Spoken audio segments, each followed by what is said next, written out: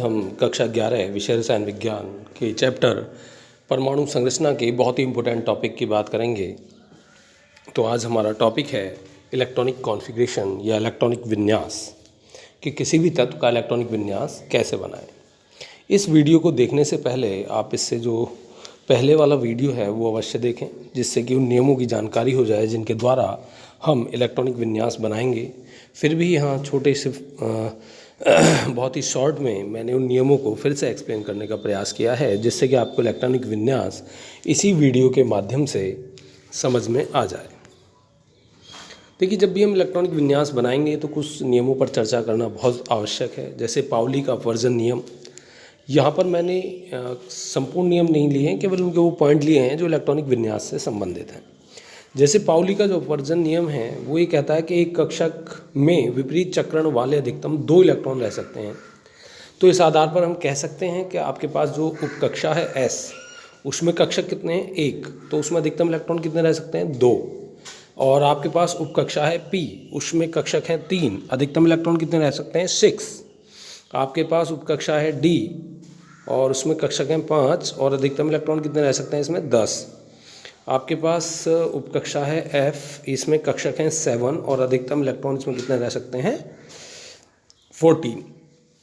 तो मतलब कहने का ये है कि जितने कक्षक हैं उनके जस्ट डबल, जितने हमारे पास कक्षक हैं उनके जस्ट डबल ही हमारे पास क्या होंगे? इलेक्ट्रॉन होंगे उस उपकक्षा में। ठीक है, तो S में अधिकतम इलेक्ट्रॉन कितने हो गए? S2। ठीक है, P में कितने हो गए? P6। D में कितने हो गए? D10। F में कितने हो गए? F14। इस प्रकार से उपकक्षाओं में इलेक्ट्रॉन भरे जाते हैं पाउली के अपवर्जन नियम के अनुसार।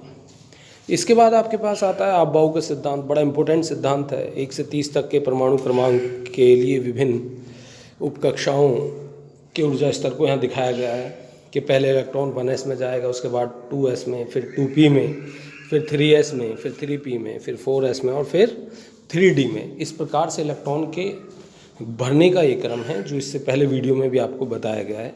तो पहले इलेक्ट्रॉन कहाँ जाएगा? कम ऊर्जा वाले उपकक्षा में जाएगा। यानी पहले इलेक्ट्रॉन जाएगा 1s में, उसके बाद फिर 2s में। यानी 2 इलेक्ट्रॉन पहले यहाँ फिलअप हो जाएंगे, फिर 2 इसमें, क्योंकि s में 2 से ज़्यादा आएंगे नहीं। p में अधिकतम कितना आ सकते हैं? 6 आ सकते हैं। s में कितना आ सकते हैं? 2 आ सकते हैं। p में 6 हैं हमारे पास, s में फिर से 2 हैं और ये d में कितने? 10 आ सकते हैं। तो इस प्रकार 1 से लेकर 30 तक जो हम इलेक्ट्रॉनिक विन्यास बनाएंगे उसका काम इतने ही ऊर्जा क्रम से चल सकता है। तो ये ऊर्जा क्रम तो आपको लर्न होना ही चाहिए। ठीक है, इसके बाद आता है हुंड का उच्चतम बहुलता का नियम। यदि हुंड के उच्चतम बहुलता के नियम की बात करें, आप P3 की बात करें, तो P3 का मतलब 3 इलेक्ट्रॉन आपने यहाँ 3 इलेक्ट्रॉन है आपके पास। सपोज कीजिए 1 में 2 भर दिया आपने, 1 में 1 भर दिया, तो ये गलत है। ठीक है, तो 3 जो भरेंगे आप वो किस तरह से भरेंगे? ये आप देख रहे हैं यहाँ 2 भर गए और यहाँ पर 2 भर गए। P4 की बात चल रही है, सॉरी, यहाँ पर किसकी बात चल रही है? P4 की बात चल रही है। P3 गलत लिख दिया यहाँ पर। तो P4 में क्या करें? जो 4 इलेक्ट्रॉन है आपके, वो किस तरह से आपको फिलअप करने हैं। तो आपके पास यदि कक्षक है, किस तरीके से आपको वो फिलअप करना है वो देख लीजिए। आपके पास क्या है? P4 है। अब यदि यहाँ आपको इसमें P4 के इलेक्ट्रॉन भरने हैं तो कैसे भरोगे? पहला इलेक्ट्रॉन, दूसरा, तीसरा, जब तक कि सभी जो कक्षक खाली पड़े हुए हैं उनमें एक एक इलेक्ट्रॉन, वो भी समान चक्रण वाले ना आ जाएं, जब तक इलेक्ट्रॉन का युग्मन नहीं होगा। अब जो नेक्स्ट इलेक्ट्रॉन है वो कहाँ आ जाएगा? पहले वाले में आ जाएगा। इस प्रकार हमारा ये P4 का सही इलेक्ट्रॉनिक विन्यास है। ठीक है, चलिए इसके बाद कोई और उदाहरण ले लेते हैं। मान लीजिए, सपोज कीजिए हमारे पास D8 है। D8 कैसे फिलअप करना है हमें? कितने D में कितने कक्षक होते हैं? 5। ठीक है, अब इसमें 5 कक्षक हो गए तो 8 इलेक्ट्रॉन कैसे आएंगे? सभी में पहले एक एक इलेक्ट्रॉन भरते चले जाएंगे। 1 2 3 4 5, फिर 6, फिर 7, फिर 8। इस प्रकार से ये जो 8 इलेक्ट्रॉन हैं यहाँ पर ये फिलअप हो जाएंगे। ठीक है, अब यदि हम इलेक्ट्रॉनिक विन्यास को देखें कि हमें इलेक्ट्रॉनिक विन्यास फिलअप करने हैं तो हम किस प्रकार करेंगे, चलिए हम यहीं देख लेते हैं। सपोज कीजिए हमारे पास है हाइड्रोजन। हाइड्रोजन क्या होता है? 1H, यानी इसका परमाणु क्रमांक है 1, यानी इसकी तो सबसे पहला इलेक्ट्रॉन किस में जाता है? S उपकक्षा में जाता है। तो ये इलेक्ट्रॉनिक विन्यास हो गया इसका 1s1। इसी प्रकार से हम हीलियम ले सकते हैं। हीलियम क्या होता है 2, तो इसमें कितने इलेक्ट्रॉन हो गए 2, तो ये कितना हो गया 1s2। ऐसे ही हम लिथियम ले सकते हैं। लिथियम कितना है 3 है, तो एस में तो केवल 2 आ सकते हैं इलेक्ट्रॉन, 3 तो आने वाले हैं नहीं। तो अब 1s के बाद कौन सी कक्षा प्रारंभ होती है, सेकंड होती है। सेकंड में भी कौन सा होता है 2s और 2p, तो s में चला गया 1 इलेक्ट्रॉन, 2 इलेक्ट्रॉन यहाँ आ गए, 1 यहाँ आ गया, तो 3 पूरे हो गए। इस प्रकार से ये लिथियम का इलेक्ट्रॉनिक विन्यास हो जाता है। चलिए, यदि आपके पास 4 है और 4 किसका है, बेरिलियम का है, Be का है। अब यहाँ पर यदि आप देखें पहली कक्षा में कितने इलेक्ट्रॉन आ जाएंगे 1s2, दूसरी में 2s2, 4 पूरे हो गए। दूसरी का 2p खाली पड़ा हुआ है, इसकी तो आवश्यकता में है नहीं। दूसरी का जो 2p है वो खाली पड़ा हुआ है, तो यहीं से हमारा काम चल जाएगा। ठीक है, तो इसकी हमें कोई आवश्यकता पड़ने वाली है नहीं, तो Be हो गया। इस प्रकार हमारे पास अब यदि हम बात करें 5 किसका है, बोरॉन का है। यानी बोरॉन का इलेक्ट्रॉनिक विन्यास देखें तो 1s2, 2s2, 2p। अब 2s में आने के बाद अब नेक्स्ट इलेक्ट्रॉन कहाँ जाएगा, p में जाएगा, 2p1, तो ये 5 हो गए। इस प्रकार से हम इलेक्ट्रॉनिक विन्यास यहाँ फिलअप कर सकते हैं। ठीक है, 5 के बाद सपोज कीजिए हमने ले लिया कार्बन। कार्बन कितना होता है 6 होता है, वही 1s2, 2s2, कितने हो गए 4 और 2p2। ये इस प्रकार से हम फिलअप कर सकते हैं। अब देखिए हमारे पास जो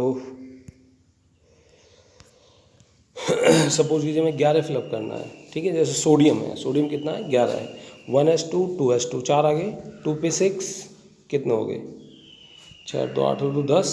अब p में 6 तक ही आ सकते हैं, 7 नहीं आ सकते। ठीक है, जैसा कि पहले ही फर्स्ट नियम में हमने बताया था। तो नेक्स्ट इलेक्ट्रॉन किस में जाएगा 3s1 में।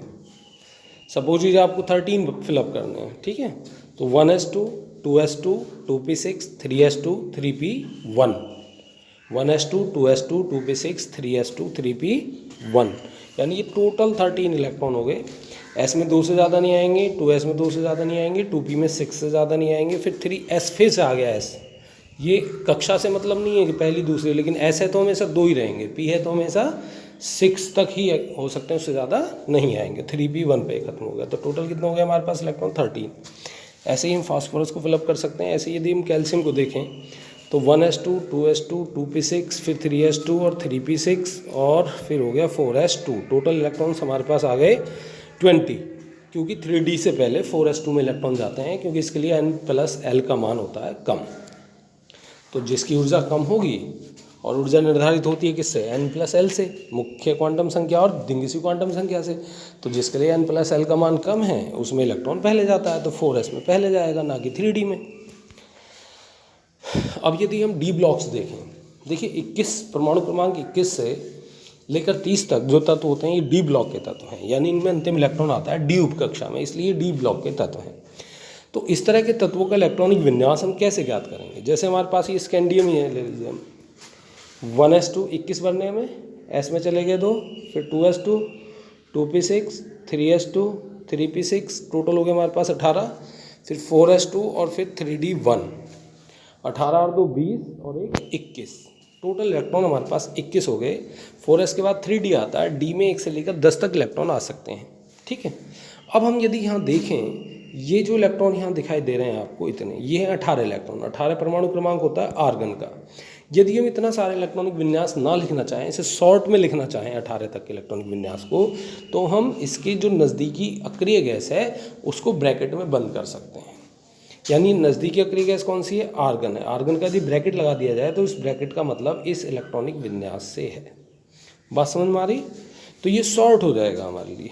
तो स्कैंडियम 21 का इलेक्ट्रॉनिक विन्यास हम कैसे दिखा सकते हैं, R1 4s2 3d1 से दिखा सकते हैं, 4s2 3d1 से दिखा सकते हैं।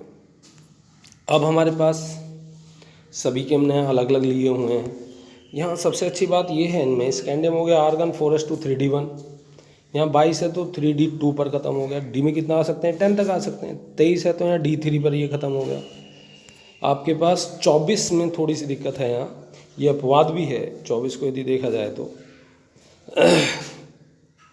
ये है आपका 24 है।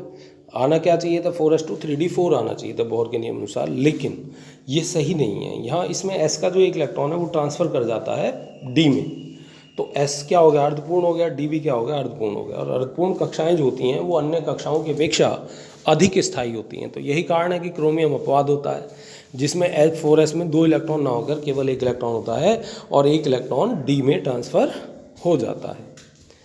अब इसी प्रकार से Mn है। Mn को यदि आप देखें, Mn कितना है, ये 25 है, ये आर्गन है, 4s2 3d 5, बट D5 आगे आ गया, इधर 4s2 रखना है और इधर आर्गन रखना है। 21 से लेकर 30 तक यही क्रम हमें दोहराना है। 26 हो गया तो 3d 6 हो गया, कोबाल्ट 27 है तो 3d 7 पर ये इलेक्ट्रॉनिक विन्यास जाकर खत्म हो जाएगा। अब हमारे पास 28 है तो 3d 8 पर ख़त्म हो जाएगा ये इलेक्ट्रॉनिक विन्यास। अब हमारे पास 29 है तो 3d 9 पर ख़त्म होना चाहिए था, जो कि बोरबरी के नियम अनुसार सही है, लेकिन सही इलेक्ट्रॉनिक विन्यास नहीं है। तो इसका सही इलेक्ट्रॉनिक विन्यास क्या है, इसमें S में से एक इलेक्ट्रॉन कहाँ पहुँच जाएगा, D में पहुँच जाएगा। तो इस कंडीशन में आप देख रहे हैं ये अर्धपूर्ण है और ये पूर्ण है। तो इस तरह का जो इलेक्ट्रॉनिक विन्यास है, अर्धपूर्ण और पूर्ण जो विन्यास है वो अधिक स्थायी होता है। इसी प्रकार हमारे पास जिंक है। जिंक में कितना क्या आ रहा है, आर्गन 4s2 3d 10 आ रहा है। ठीक है, तो इस प्रकार ये 30 तक का इलेक्ट्रॉनिक विन्यास हमारा यहाँ समाप्त हो जाता है। और फिर आगे अब जो हम बात करेंगे वो क्वांटम संख्याओं के प्रश्न की बात करेंगे। तो आगे हम डिटेल में स्टडी करेंगे क्वांटम संख्याओं के आंकिक प्रश्न। तो इससे पहले ये इलेक्ट्रॉनिक विन्यास और क्वांटम संख्याओं वाला जो लेक्चर है हमारा वो आप ज़रूर देख लें। धन्यवाद।